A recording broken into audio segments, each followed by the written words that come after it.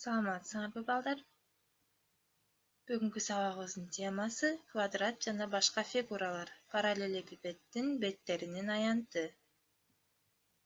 Балдар, сабакка даярбызбы? Окуу куралдарыбызды даярдап, экранга жакыныраак келип отурабыз. Бүгүнкү сабакта биз фигуралардын, параллелепипеддердин белгисиз жактарын, периметрин, аянттарын жана аларды теңдемелердин системасы аркылуу тапканды үйрөнөбүз. Балдар, дегенди кайталап алалы. Эки өзгөрмөлүү теңдемелер системасы деген эмне? Кана эске салабыз балдар, буга чейинки сабакта өткөнбүз, Эки өзгөрмөлүү теңдемелердин системасы деп эки өзгөрмөсү бар теңдемелерден турган фигуралуу кашага алынган теңдемелерди айтабыз. Теңдеменин тамыры деген эмне? Теңдеменин тамыры балдар, берилген барабардыкты канааттандырчу өзгөрмөлөрдүн мааниси.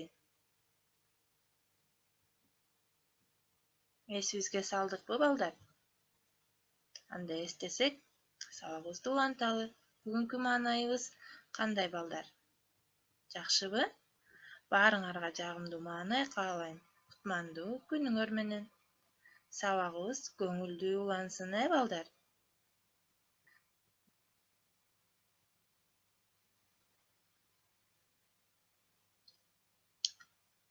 Анда эмесе, балдар, сүрөттө кайсы фигураны көрүп турабыз? Кана, бул квадрат. Демек, квадраттын баардык жактары барабар, Баардык жактары барабар болгон тик бурчтук квадрат деп аталат. Тик бурчтуктун баардык касиеттери квадратка дагы туура болот.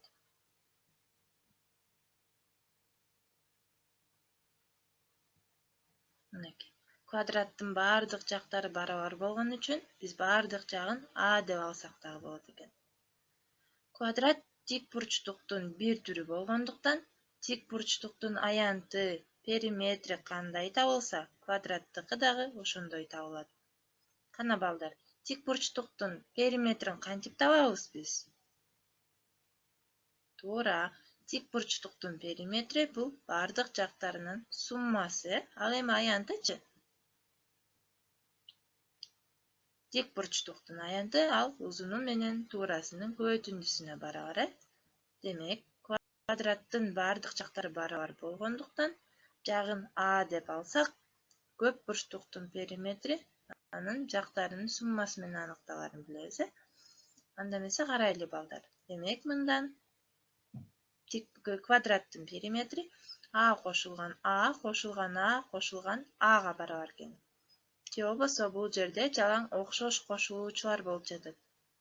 Демек, окшош кошулуучуларды кантип жазсак болот? Канча окшош кошулуучулардын саны канча болсо, ошончого көбөйтүп жазсак болот. Демек, бизде 4 жагы бар болгон үчүн 4 көбөйтүлгөн А деп жазабыз.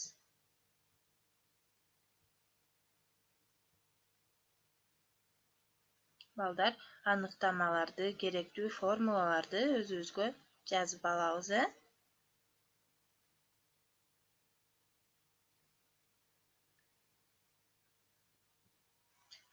Ал эми тик бурчтуктун аянты анын жанаша жаткан эки жагынын көбөйтүндүсүнө барабар. Башкача айтканда, узуну жана туурасы.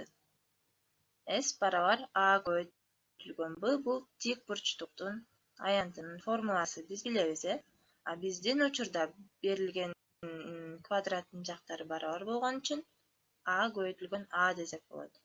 Аянты берилип, жактарынын бирин табуу керек болсо, анда аянтын берилген жагына бөлүп, экинчи жагын тапсак болот. Бир жагын тапсак, S бөлүнгөн А барабар S бөлүнгөн Б, же болбосо Б барабар S бөлүнгөн А.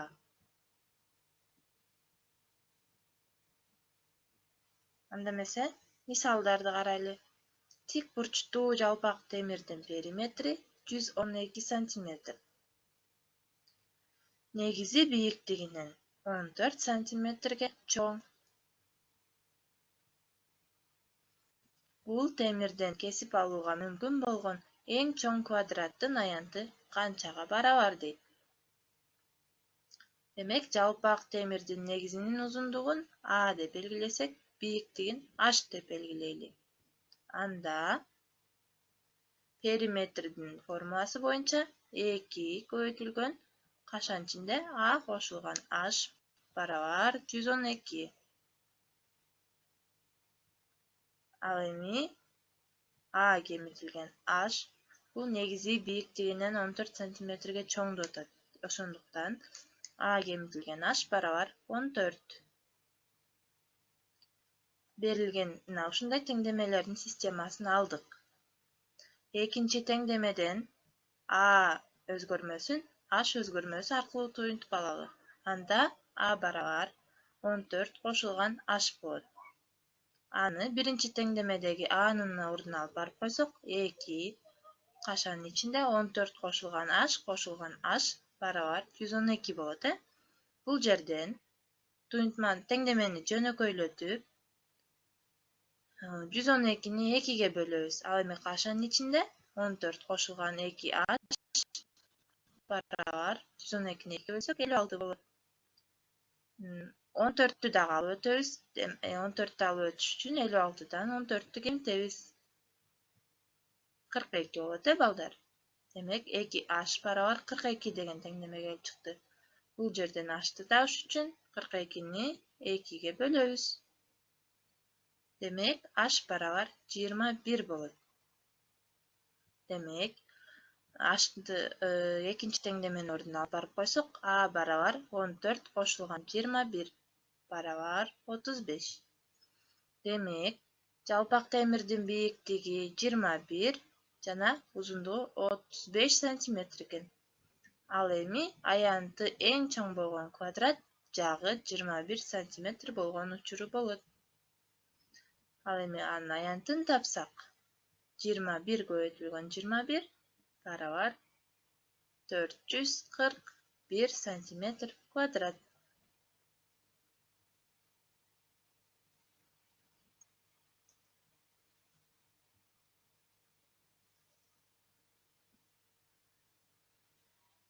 Эми параллелепипеддин толук бетинин аянтын табабыз. Параллелепипед бул негизи параллелограмм болгон призма. Тик бурчтуу параллелепипеддин толук бети 6 тик бурчтуктан, негизи, жогорку бети, ошондой эле 4 каптал грандардан турат.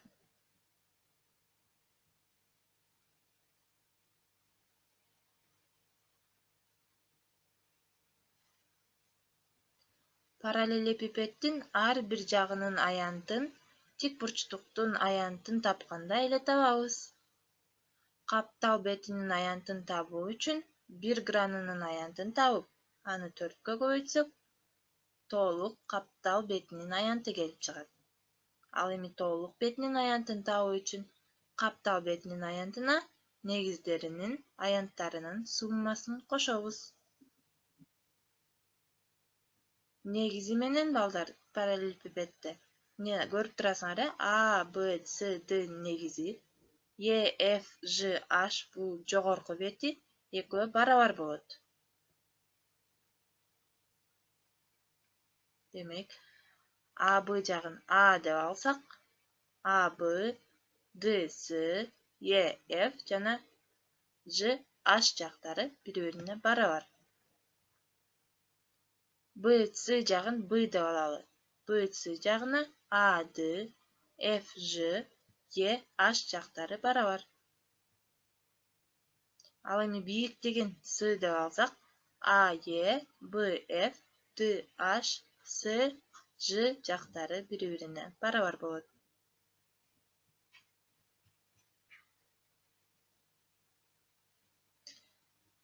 Негизинин аянты А көбөйтүлгөн Б.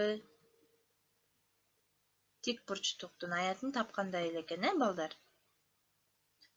Ал эми каптал бетинин аянты Мына каптал бетинин эки жагы С жана Б экен, Биз ошол берилген B, C, F, G тик бурчтугунун аянтын тапсак, S барабар С көбөйтүлгөн B болот, Ал эми каптал гранынан 4 болгон үчүн аны 4кө көбөйтөбүз. Демек, каптал бетинин аянты 4 көбөйтүлгөн B көбөйтүлгөн S.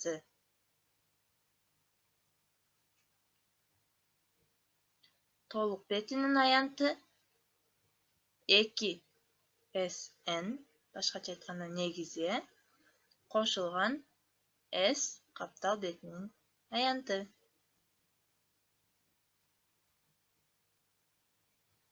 Анда эмесе маселени көңүл буралы. Тик бурчтуу параллелепипеддин толук бетинин аянты 80 метр квадрат. Каптал бетинин аянты негизинин аянтынан 35 метр квадратка чоң. Негизинин аянты канчага барабар дейт? Тик бурчтуу параллелепипеддин толук бетинин аянты каптал бетинен жана 2 негизинен турат, Демек, SH менен каптал бетинин аянтын, SAB менен негизинин аянтын белгиледик. Анда тик бурчтуу параллелепипеддин толук аянты SH кошулган 2SAB барабар 80. Ал эми негизинин каптал бетинин аянты негизинин аянтынан 35 метр квадратка чоң дейт. Демек, SH кемитилген SAB бар 35. Демек, ушундай теңдемелер системасын алдык, Системанын экинчи теңдемесинен SH'ты таап, башкача айтканда, каптал бетинин аянтын негизинин аянты менен туюнтуп алабыз. SH барабар 35 кошулган SAB. Биринчи теңдемеге коебуз.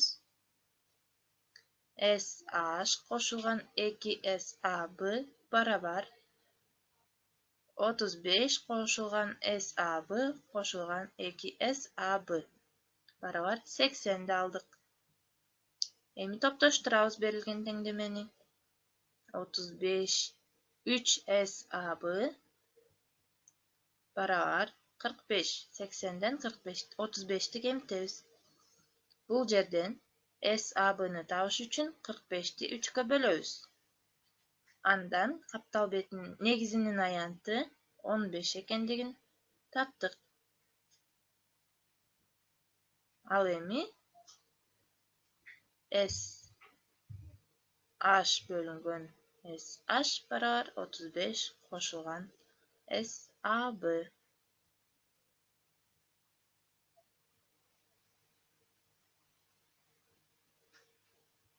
Демек, негизинин аянты балдар берилген маселеде канча экен? 15 метр квадрат.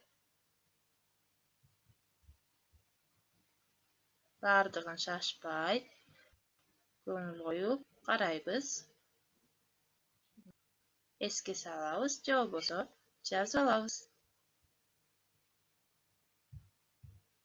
Үйгө тапшырма балдар. 166 жана 169 номер. Тик бурчтуктун периметри 22 сантиметр. Анын бир жагы тең жактуу үч бурчтуктун жагына, экинчи жагы квадраттын жагына дал келет. Ошол эле учурда үч бурчтуктун периметри квадраттын периметринен 12 сантиметрге чоң. Квадраттын аянты канчага барабар? Биринчи маселеде чыгай балдар, теңдемелер системасын түзүп алабыз, өзгөрмөлөрдү киргизип алабыз дагы. Теңдемелер системасы кылып чыгарабыз. 169-та негизи квадрат болгон тик бурчтуу параллелепипеддин бардык кырларынын узундуктарынын суммасы 60 сантиметр. Ал эми бийиктиги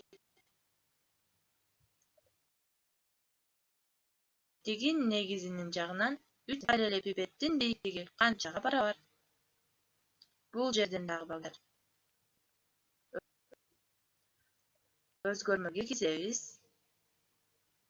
алар теңдеме аркылуу берилген маселенин шартын теңдеме аркылуу беребиз жана теңдемелер системасын түзүп чыгарабыз. Бардык кырларынын дейт балдар. Бардык кырларына параллелепипеддин узуну, туурасы жана бийиктиги кирет. Элестетиле балдар, буга чейинки сүрөттө биз А, Б жана бийиктигин С деп белгилегенбиз. А жагынан 4, Б жагынан 4 жана С жагынан 4 болгондо, демек параллелепипедде бардыгы болуп 12 кыр бар экен. 12 кырдын суммасы 60 сантиметр экен. Негизи квадрат дейт. Демек балдар 60-ты 12-ге бөлсөк, демек квадрат болгондуктан бардык жагы барабар. 60-ты 12-ге бөлсөк 5 келип чыгат. Демек ар бир кыры 5-ке барабар болот экен. Кана балдар, жана башка жолдор менен таап көрөбүз.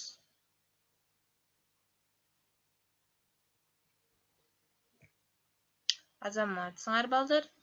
Кийинки сабактан көрүшкөнчө саламатта калгыла.